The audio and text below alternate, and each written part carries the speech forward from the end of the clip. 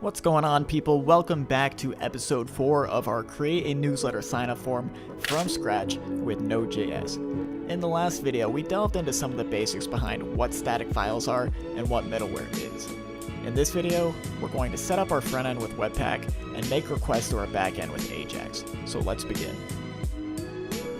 Alright, where we left off, we have our sign-up form on Fleek, NodeMon running in the terminal, and our project open in Sublime Text. We have a form in which we can enter our email into, but when we submit it, nothing happens. We need to make it so that when this form is submitted, it sends the user's email to our app.js file for processing. So remember, prior to adding our static middleware into the mix, we had an app.get function.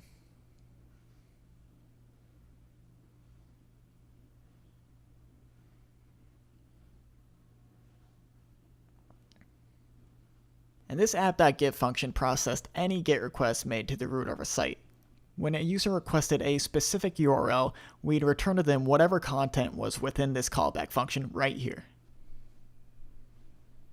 So this represents what we would do if a user wanted to retrieve data from our server. But if the user needs to send data via a POST request, how do we go about ensuring that our server is able to read and manipulate that sent data? Well, the answer is simple. Rather than telling our app what it should do when the user makes a GET request to the root of our site, we're going to tell it what it should do when the user makes a POST request to the root of our site. So when a user submits their email using our form, we're going to say, return a response with the plain text, success. Now, it wouldn't be unrealistic to expect that when we enter our email address and submit it, that our post route in app.js would be processed. However, as you can see, we're not being returned with our success text as we expected. So let's check out our index.html file and see what's going on here. Alright, so we have a form element and two inputs here, but if you look closely, we never actually specified an action or method attribute. So we're going to say, when this form is submitted, make a request to this URL. And make sure that the request is processed as a POST request. Now, with this in place, we have a direct connection from the front end of our app to the back end app.js file. So head on over to the browser, refresh the page, enter your email address one more time, and submit. And just like that, we've successfully made a POST request to our backend, and our app is processing our file. Cool, right? Well, obviously we're not done just yet. As you can see, when we submit our form, our content disappears, and we're presented with what looks like a completely new page. So rather than be redirected, we're going to want to make this form submission seamless for animation purposes later on. The idea I have in mind is that when a user submits their email address, they'll be presented with an animation that shows whether or not the request has successfully been processed by our app and added to our MailChimp mailing list. Redirecting to another page kind of kills the seamlessness of the experience, so we're going to want to make sure that everything is processed without a page reload. Now, in order to do this, we're going to need to make use of AJAX, and in order to ensure that JavaScript is being returned to the user in the most optimal way possible, we're going to need to make use of Webpack. Now, we're going to go through implementing Webpack quite quickly, so if you're unfamiliar with it, no worries, I do have an introductory series that'll get you up to speed in no time. Otherwise, I'll still do my best to explain some of the basics as we go about implementation. So recall, to have Webpack run automatically, we need a Webpack config.js file. So let's create one now. And add our basic config boilerplate. We're going to want to make our entry point inaccessible to outside users, so we'll declare within a source folder outside of our public directory. Then, since we'd like for our optimized JavaScript file to be publicly available to outside users, we're going to put that in our public directory.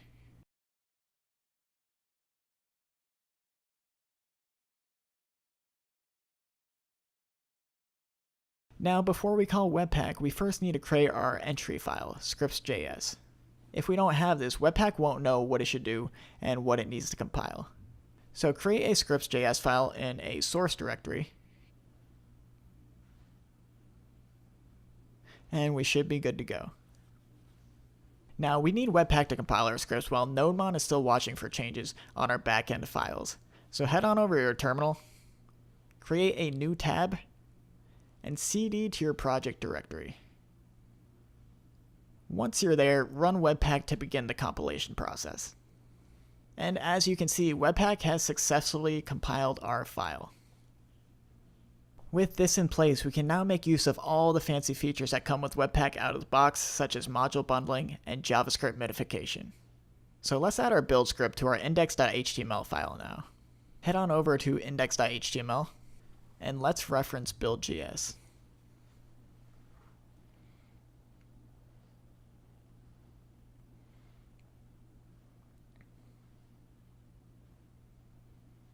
Then within our entry file scripts.js, add a console log statement so we can ensure that our file is being read.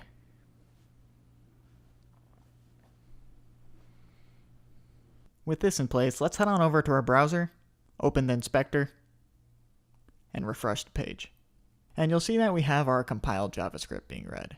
So now that we're able to use JavaScript, we can go ahead and make use of AJAX to send a request to our server without refreshing the page. To make use of AJAX, you can use regular old JavaScript, but from my experience, it's much easier to do so with jQuery. So let's make sure that that's being bundled into our file. Head on over to your terminal and cancel out of Webpack for the time being. To add jQuery to our project, we are going to type yarn add jQuery -- save. If you're unfamiliar with Yarn, no worries, it just came out a few days ago. You can think of it as the same thing as npm, but a bit faster and with some extra capabilities. If you only have npm at the time of this recording, then you can go ahead and install jQuery with npm install jQuery -- save. Both the yarn install and the npm install will essentially do the same thing.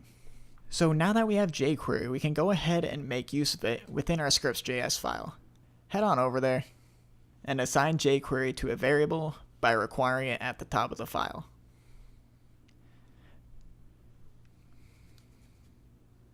Then return to terminal and restart Webpack. In order to ensure jQuery is actually being pulled in and working correctly, let's create a console log statement and select our form using jQuery.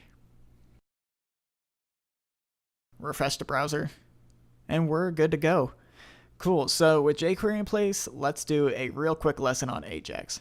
AJAX is simply a way to make a request to a server without reloading the page. As I mentioned, using AJAX with vanilla JavaScript is a little more time consuming than using it with jQuery. Therefore, we're going to use the following jQuery method to make our request. Within this method, we're going to specify the URL that we want to make the request to, so our root. Next, we're going to specify the type of request we're making to the server. So since we're sending data over, we're going to specify that this should be a post request. Then we're going to need to specify the data that we're sending over to our server. And for the time being, just hard code it in an email address.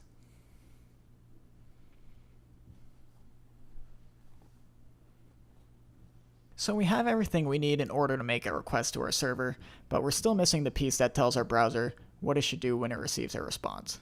To do this, we're going to add a success property that'll contain an anonymous function.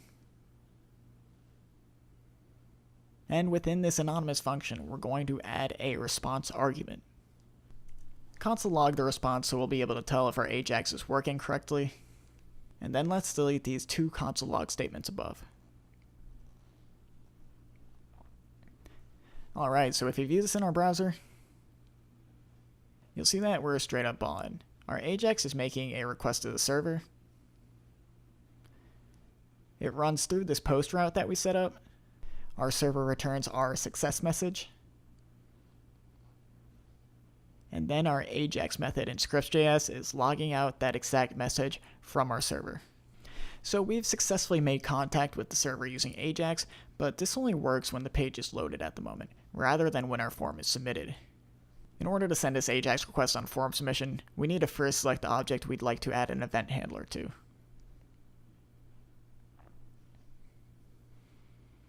With our form selected, we then need to specify what event this DOM element should be listening for. Add a callback function with the argument of event,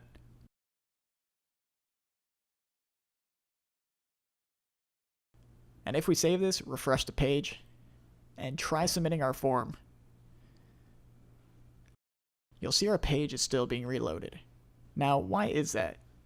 This is due to the default action a form takes whenever one is submitted. And since this is the default action, we need to specify that when this form is submitted, we want to prevent the default from taking place. So let's try this again. Chris at chriscourses.com. And even though I'm hitting enter right now, our page is no longer refreshing and we're no longer being presented with new content. So just to double check that our event handler is still being called, we'll add a console log statement. Refresh the page, enter your email one more time, and submit. We now have a new console log statement being added to the previous. So with this in place, we can now grab our AJAX code, paste it into our event handler,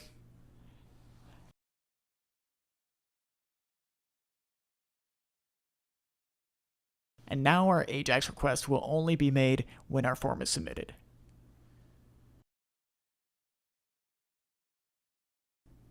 Alright, so we have the groundwork laid out for sending our requests to the server without reloading the page.